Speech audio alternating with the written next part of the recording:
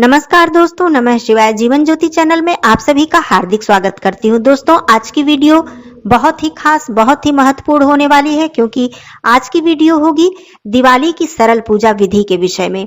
आप लोग अपने घर में बहुत ही कम सामग्री से आसानी से संपूर्ण दिवाली पूजन कैसे कर सकते हैं, किस प्रकार से हम माता लक्ष्मी जी को, श्री गणेश भगवान जी को प्रसन्न कर सकते हैं और हमारे घर में सब धन धान्य सुख समृद्धि का वास हो, ऐसी पूजा हम करें, इतनी श्रद्धा से करें कि जिससे कि हमारी पूजा से माता लक्ष्मी जी प्रसन्न हो। देखिए, बहुत से लोग लक्ष्मी पूजन पंडित जी को बुला के कराते हैं, तो कोई बात नहीं, बहुत ही अच्छी बात है। आप लोग उसी हिसाब से सारे कार्य करें जिस हिसाब से आपके पंडित जी बताते हैं।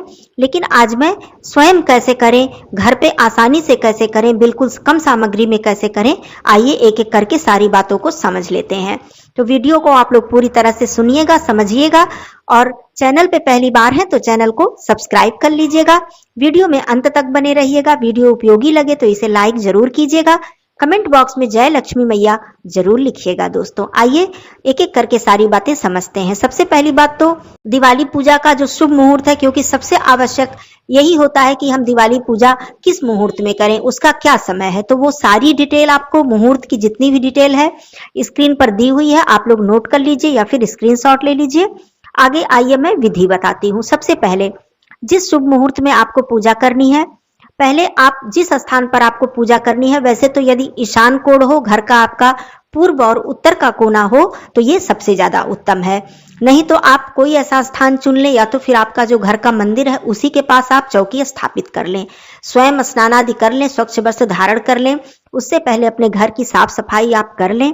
उसके बाद आप जिस स्थान पर आपको पूजा करना है उस स्थान पर थोड़ा सा गंगा जल छिड़क कर पवित्र कर लें। एक लकड़ी का चौकी या पाटा जो भी आपके पास है उसे ले लें, स्वच्छ कर लें और उस पर एक लाल वस्त्र बिछा लें। लाल वस्त्र माता लक्ष्मी जी की पूजा में प्रयोग में लाया जाता है। आप पीला वस्त्र भी बिछा सकती हैं। बिछाने के बाद आप गंगा जल छिड़क लें उस पर। उसके बाद एक एक करके मैं सामग्री और विधि साथ में बताती जाती हूँ। सबसे पहले आप कलश की व्यवस्था करें।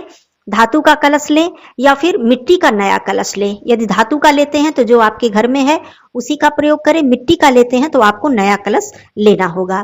कलश की व्यवस्था कर लें और चौकी पर एक चावल की ढेरी बना लें, या फिर अष्टदल कमल बना लें, या फिर रंगोली बना लें, या स्वास्तिक बना लें। अनाज से ही बना लें, जैसे चावल से ही आप बना लें, आसन के लिए, कलश को आसन देने के लिए। अब उस पर आप कलश रखें। कलश में पहले मौली बांध दें और एक स्वास्तिक बना लें। स्वास्तिक आप लाल कुमकुम से बनाएं।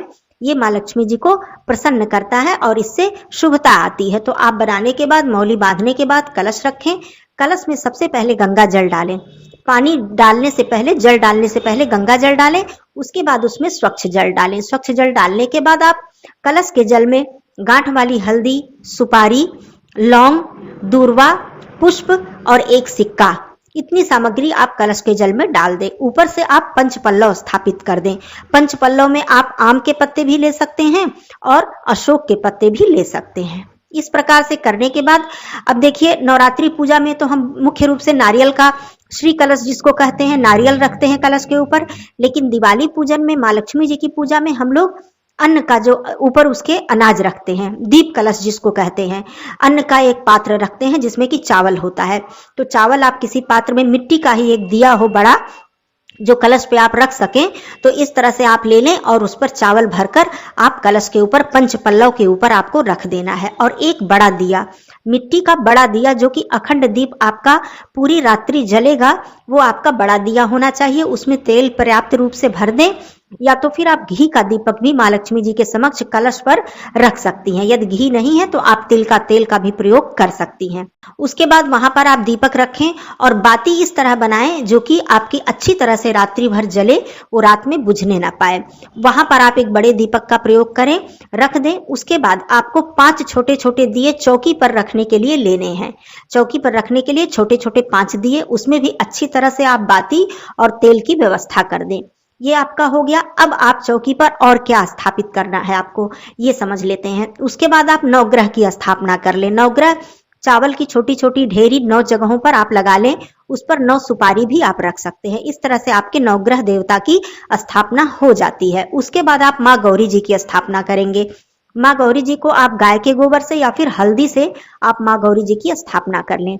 माँ गौरी जी की स्थापना करने के लिए उन्हें आप आसन दें, पान के पत्ते पर या फिर आप चावल की ढेरी पर रखें या फिर किसी पात्र में स्वास्तिक बनाकर माँ गौरी जी को आप स्थापित कर सकती हैं। इस तरह से आपने इतना कार्य कर लिया। अब आपको चांदी का एक सिक्का या फिर चांदी का कोई भी एक टुकड़ा हो, आपको माँ लक्ष्मी के स्वरूप में आप वहां पर रख लें, क्योंकि चांदी के सिक्के की भी पूजा की जाती है, लक्ष्मी जी की पूजा में, दिवाली पूजा में की जाती है। यदि आपने धनतेरस पे कोई बर्तन इत्यादि लिया है, कुछ भी आपने जो भी लिया है, उसे आप दिवाली पूजन में जरूर रखें, उसकी भी पूजा आपको करनी है। उसके बाद आप माता लक्ष्मी जी, श्री गणेश भगवान और माता सरस्वती जी की चित्र जो है या मूर्ति है या फोटो है, जो भी आपने लिया है, जिसकी भी आपको पूजा करनी है, वहां पर आप स्थापित कर दें। स्थापित करने से पहले वहां पर फूलों की कुछ पंखुड़ियां हो या फिर चावल जैसे अक्षत आप थोड़ा सा गिराकर नीचे, उसके ऊपर आप चौकी पर रखकर उसके ऊपर आप मूर्ति की स्थापना या चित्र या फोटो की स्थापना कर दें। चुंदरी इत्यादि जो भी है माला आप पहना दें। यदि आप मिट्टी की मूर्ति लिए हैं नई, तो ये बहुत ही ज्यादा उत्तम है। उसके बाद आपको जल का अलग से पात्र रखना है। एक अलग पात्र, छोटा पात्र आप जल का रखिए स्वयं आचमन इत्यादि करने के लिए, पवित्रीकरण के लिए, और एक जल का पात्र थोड़ा सा गंगा जल डालकर आप देवी देवता को स्नान कराने के लिए, नैवेद्य समर्पित करने के लिए अलग से रखिए, क्योंकि जिस जल से हम आचमन करते हैं उसी जल से हम देवी देवता को स्नान नहीं कराते हैं। तो ये आप 2 पात्र में, छोटे छोटे पात्र में आप जल रख लीजिए। अब मैं बात करती हूँ प्रसाद की। देखिए, मुख्य जो भोग प्रसाद, वैसे तो प्रसाद तो भाव का रूप होता है, प्रेम का रूप होता है कि आपने जो भी भाव से अर्पित कर दिया, प्रेम से अर्पित कर दिया, बहुत अच्छी बात है। लेकिन प्रसाद का जो मुख्य दिवाली की प्रसाद की बात मैं करूं, तो ये जो धान की लाई होती है जिसे खील कहते हैं, खील आपको लेना है, और बतासे, खील बतासे ये माता लक्ष्मी जी का प्रिय प्रसाद है दिवाली पर, तो इसे हम लोग अवश्य ही अर्पित करते हैं। बाकी अन्य कितने भी आप मिष्ठान ले लें और भी जितने भी आपको चाहिए फल मिष्ठान इत्यादि आप लोग रख लीजिए, बहुत अच्छी बात है, लेकिन खील बतासे थोड़ी ही मात्रा में रखें, लेकिन जरूर आप अर्पित करें माता सरस्वती जी को भी और माता लक्ष्मी जी को भी। उसके बाद आपको श्री गणेश भगवान जी के लिए लड्डू, जो कि उनका प्रिय भोग प्रसाद है, आप सभी लोग जानते हैं, लड्डू की व्यवस्था कर लें। माता लक्ष्मी जी को और श्री गणेश भगवान जी को पान का भी भोग लगाया जाता है। पान का बीड़ा, आप मीठे पान का बीड़ा बनवा लें, उसको आप लोग रख लें माता लक्ष्मी जी को अर्पित करने के लिए। अब माता लक्ष्मी जी को आप लोग पीला सरसों, इसकी भी व्यवस्था कर ले, पीला सरसों अवश्य अर्पित करें। धनिया अर्पित किया जाता है और कमल गट्टा भी अर्पित किया जाता है। तो इस तरह से आप लोग ये व्यवस्था कर लें। पुष्प जितने भी आपके पास हो, लाल पुष्प, पीले पुष्प, कमल के पुष्प, गुलाब के पुष्प, जितने भी आपके पास पुष्प हो, वो सारी आप पुष्प की व्यवस्था कर ले या फिर फूलों की माला की व्यवस्था कर ले। भगवान गणेश जी के लिए आप लोग दूर्बा अवश्य रखें, जनेऊ अवश्य रखें, और कलावा आप लोग रख लें माता जी को वस्त्र के रूप में अर्पित करने के लिए। धूप दीप आपके पास होना ही चाहिए। उसके बाद आपको लाल चंदन, सिंदूर, कुमकुम, पीला चंदन, ये सारी चीजों की व्यवस्था आपको कर लेनी है। अब उसके बाद आपको आसन लगाकर बैठ जाना है। लाल आसन हो तो बहुत अच्छी बात है। आसन पर थोड़ा आप जल छिड़क लें, गायत्री मंत्र बोलते हुए स्वयं पर आप 3 बार जल छिड़कें गायत्री मंत्र बोलते हुए। उसके बाद आप 3 बार आचमन कर लें, जैसा कि मैंने बताया, अलग जल आप रखें, 3 बार आचमन कर लें। ओम केशवाय नमः, ओम नमो नारायणाय नमः, ओम माधवाय नमः। जितनी भी मेरी माताएं बहनें माँ लक्ष्मी जी की पूजा करें, श्रृंगार करके पूजा करें, पूरी तरह से आप श्रृंगार कर लें, पैरों में महावर लगा लें, चूड़ी बिंदी बालों को बांध लें। उसके बाद सुंदर लाल रंग की साड़ी यदि पहन लेती हैं तो बहुत अच्छी बात है। लाल, पीली, हरी, इस तरह की रंग बिरंगी साड़ी पहनकर आप लोग वस्त्र पहनकर पूजा करें। काले वस्त्र का प्रयोग बिल्कुल भी भूलकर आपको नहीं करना है दिवाली पूजा में। तो आप बैठ जाएं। उसके बाद आप एक एक करके पूजा की शुरुआत करें। सबसे पहले भगवान गणेश जी की वंदना करें, जैसा कि प्रत्येक पूजा में हम करते हैं, और भगवान गणेश जी की वंदना करने के बाद उन्हें जनेऊ, पीला पुष्प, पीला चंदन, पान का बीड़ा, लड्डू इत्यादि भोग प्रसाद अर्पित करें। धूप प्रज्वलित करके रख दें। अखंड दीप, जो आपने कलश के ऊपर दीपक रखा है, उसे प्रज्वलित करें। अब उसके बाद एक एक करके आपको सबसे पहले नवग्रह देवता का पूजन करना है, माँ गौरी जी की पूजा करें, सिंदूर अर्पित करें, कुछ श्रृंगार की सामग्री है तो आप अर्पित कर दें, पुष्प अर्पित कर दें। कलश में स्थापित सभी देवी देवता का आवाहन करें और पूजन करें। पूजन करने के बाद उनको आप लोग पुष्प, अक्षत इत्यादि अर्पित करें, धूप प्रज्वलित करें। अब जो माँ लक्ष्मी जी का स्वरूप आपने दीपक प्रज्वलित किया है, दीप ज्योति की आप लोग पूजा करें। वहां पर थोड़ा सा अक्षत, पुष्प, थोड़ा सा कुमकुम, चंदन इत्यादि अर्पित कर दें। जो दीपक आपने जलाया है तो पुष्प आप वहां पर रखते समय ध्यान दें कि दीपक की जो लौ है वो पुष्प में न लगने पाए। पुष्प कभी भी जलना नहीं चाहिए। आम का जो आपने पंच पल्लव रखा है उसे भी ध्यान दें कि उसके ऊपर दीपक आपने रखा है तो आम का जो पंच पल्लव है वो भी जलने ना पाए। पंच पल्लव पर भी आप लोग तिलक कर दें, चंदन लगा दें। अब माता लक्ष्मी, माता सरस्वती जी की आप लोग पूजा करें। पहले सांकेतिक स्नान कराएं। सांकेतिक स्नान कराने के बाद आप सिंदूर से, लाल कुमकुम से माता लक्ष्मी, माता सरस्वती जी का तिलक करें। उसके बाद आप कलावा वस्त्र के रूप में सभी देवी देवता को अर्पित करें। कलश पे, दीप ज्योति पे, उसके बाद माँ गौरी जी को, नवग्रह देवता को, श्री गणेश भगवान जी को आपने जनेऊ अर्पित ही कर दिया है, माँ लक्ष्मी जी को, श्री सरस्वती माता को, और आपने जो सिक्का रखा है वहां पर भी वो लक्ष्मी का स्वरूप है, उन्हें भी आप अर्पित कर दे। जो आपने धनतेरस में पात्र खरीदा है, लिया है, जो भी आपके पास बर्तन है, चांदी है, सोना है, उनका भी आप पूजन कर दें। माँ लक्ष्मी जी का स्वरूप समझकर चंदन, हल्दी, कुमकुम, पुष्प, धूप, दीप से पूजन करने के बाद अब उसके बाद आप भोग प्रसाद अर्पित करें, नैवेद्य अर्पित करें जो भी आपके पास है। और उसके बाद माता लक्ष्मी जी से आप लोग वंदना करें। हे माता लक्ष्मी जी, हे मैया, जो भी मुझे ज्ञान बुद्धि था मैंने आपको समर्पित किया है। आपकी वंदना की, स्तुति की, पूजा की, मुझे और कुछ नहीं आता है, कोई भी ज्ञान नहीं है मेरे पास।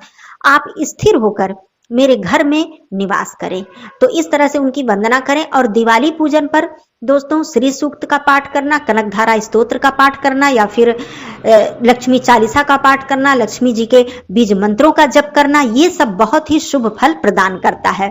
तो ये सारी चीजें जो भी आपको मतलब आता है या श्रवण कर सकते हैं तो आप बहुत ही ध्यान से बैठकर श्रवण करें, या फिर आप पाठ कर सकते हैं तो पाठ करें, बहुत ही अच्छी बात है।